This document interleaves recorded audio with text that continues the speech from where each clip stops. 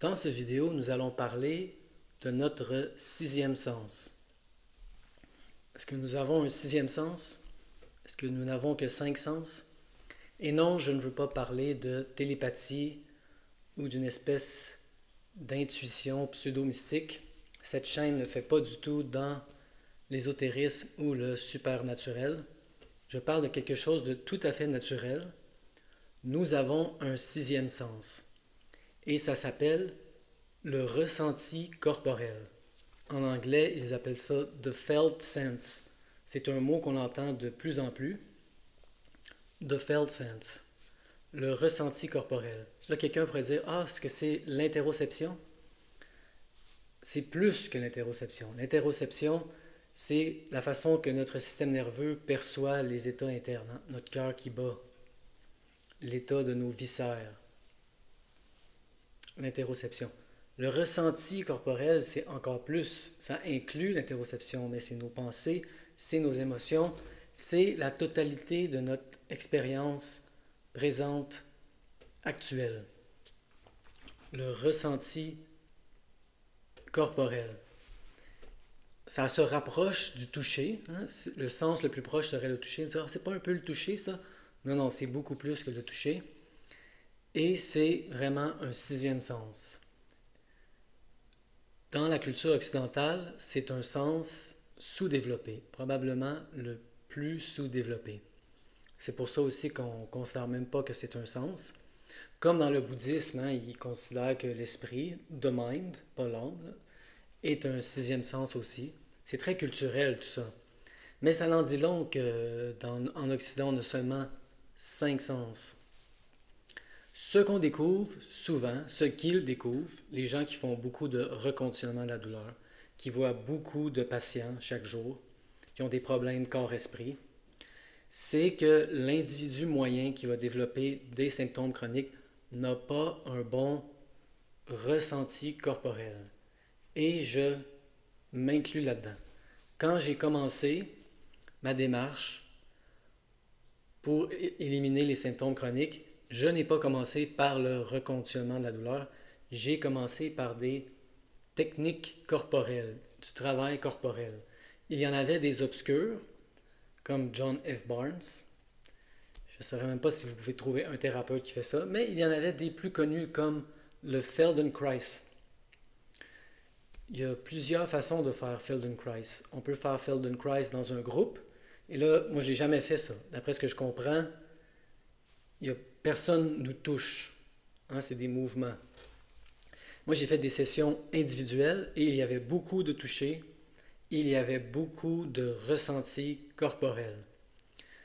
Donc, j'ai une relation ambiguë avec le travail corporel, mais je peux dire ceci, c'est très bon pour développer le ressenti corporel qui est essentiel dans l'élimination de la douleur chronique, symptômes chroniques.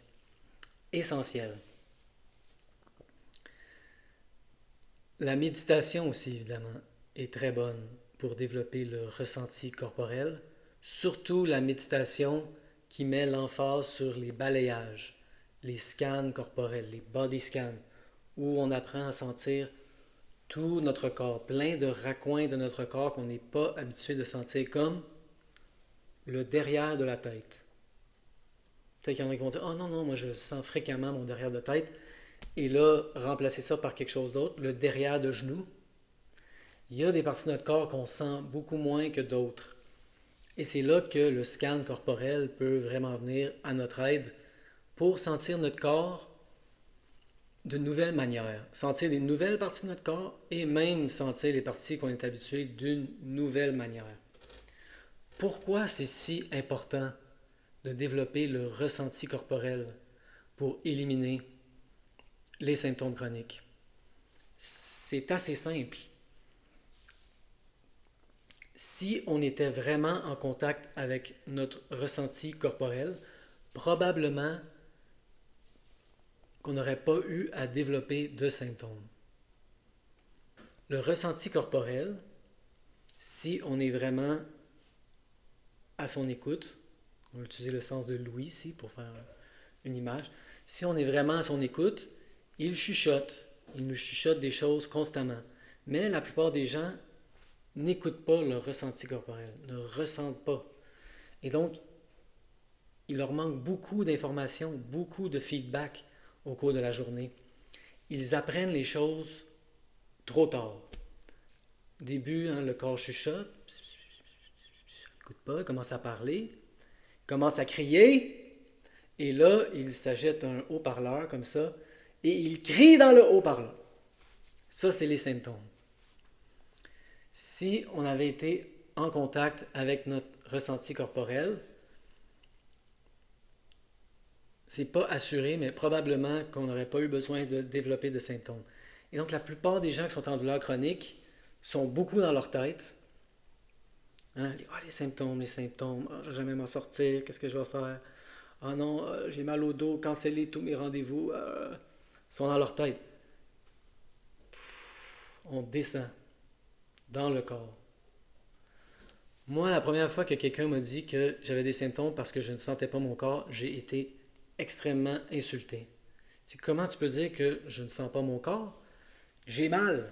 Je le sens, j'ai mal. Et ça m'a pris du temps à réaliser que j'essayais le plus possible de ne pas sentir la douleur. Ça a été difficile de me réconcilier avec ce fait-là, que j'avais mal, mais je ne ressentais pas mon corps. Et là, c'est à chacun de réconcilier cette contradiction-là. Mais c'est ça la meilleure image quand même, que le corps a eu besoin le cerveau, l'organisme entier a eu besoin de nous crier après pour qu'on comprenne enfin. Parce que si on avait senti notre corps, il aurait suffi d'un chuchotement. Donc, c'est vraiment ça le travail des thérapeutes qui font le reconditionnement de la douleur. La grande majorité de leur travail, c'est ramener les gens dans leur corps, développer le ressenti corporel.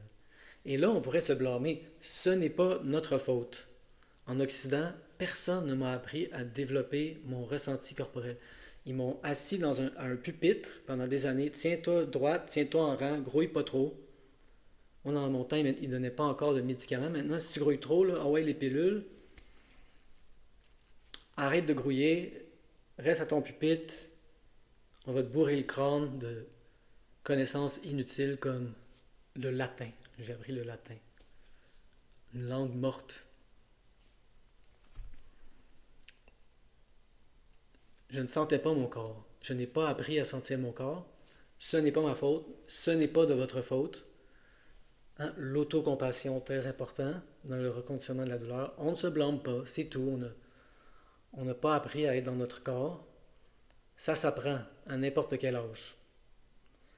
Et c'est une des clés majeures du reconditionnement de la douleur. Sentir les cris dans le haut-parleur du corps, les symptômes. Et là, plus on écoute, moins il va avoir besoin de crier. On va seulement avoir besoin de chuchoter. Et on va comprendre.